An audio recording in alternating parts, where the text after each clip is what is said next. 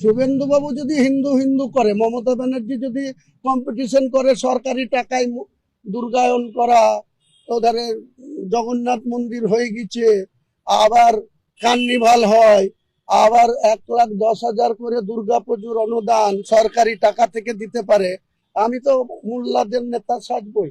ওনারা হিন্দুদের নেতা সাজুক, আমি মোল্লাদের নেতা সাজবো। আমি তো ডাইরেক্ট বলছি, পারলে আমাকে রুখেলে। মমতা ব্যানার্জি উন্নয়নবাদী তো মন্দির করার কম্পিটিশন করে বেড়াচ্ছে, তাহলে আপনারা সেখানে দেখতে পাচ্ছেন না?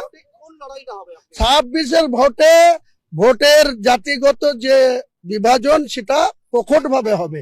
হিন্দুরা হিন্দুদের নির্বাচিত করুক না, 200 সিট হিন্দু মেজরিটি সিট আছে, নির্ণয় করুক না, তারা 200 সিট মমতা ব্যানার্জিকে দিবে না শুভেন্দুকে দিবে, তারা হোক।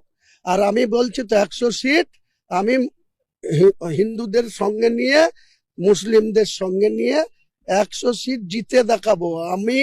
আমাকে সমর্থন করতে হবে, শুভেন্দুকেও করতে হবে, না হলে মমতা ব্যানার্জিকেও করতে হবে।